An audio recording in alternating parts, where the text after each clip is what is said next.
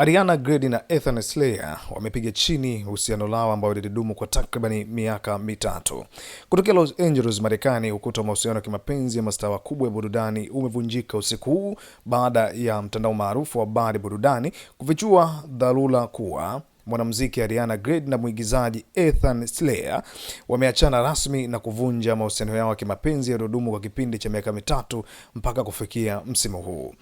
Kutokea kwa watu wa karibu na wawili hao zinasema kuwa wawili hao wamekuwa wakiishi kwenye dhoruba la utulivu bila kuonesha dalili za nje kwa miezi kadhaa sasa. Lakini faili la mahusiano yao sasa limevuka rasmi kwa amani na wameamua kubaki kama marafiki wa kawaida kwenye uhusiano hilo. Uamuzi huo ambao umeleta mshtuko mkubwa mlangoni mwa mashabiki, hasa baada ya kubainika kuwa Ethan Slater hakuonekana kabisa uwanjani kumpa sapoti Ariana wakati wa ufunguzi wa ziara yake mpya kimziki ya Eternal Sunshine Tour iliyoanza wikendi hii jijini Oakland, California, jambo lililotibua doria za kiintelijensia za mashabiki mtandaoni. Hata hivyo, vyanzo vya karibu vimeshika mstari mwekundu na kuweka dondoo wazi kuwa albamu mpya ya Ariana Grande haijahusika wala kuhamasishwa na dhoruba la kuvunjika kwa mahusiano yao, na kwamba maandalizi yote ya nyimbo hizo yalifanyika kabla ya uamuzi huo wa dharura wa kukatiza upendo wao wa siri uliokuwa ukiendelea chini ya paa moja jiji la New York tangu mwishoni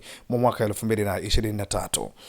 Uhusiano wa wawili hao ulianza kwa moto uwanjani mnamo Julai 2023 wakati wakifanya kazi pamoja kwenye utengenezaji wa filamu maarufu ya Wicked. Dhoruba ambalo lilikuja mara baada ya Ariana kutengana na aliyekuwa mumewe Dalton Gomez, huku Ethan naye akivunja ukuta wa ndoa yake na mke wake Lily J msimu huo huo wa kiangazi. Ingawa vyombo vya habari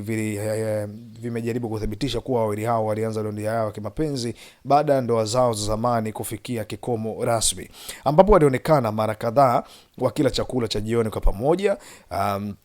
wakikaa kwa madaa hotelini kwenye hoteli mbalimbali ikiwemo ya Mandarin Oriental na kufanya safari za dharura za kujivinjari huko Disney. Safari yao ya miaka mitatu imefikia ukingoni wiki hii, huku kila mmoja akichagua njia yake kuelekea mechi mpya za maisha kuanzia wikendi hii na mwanzo wa wiki hii.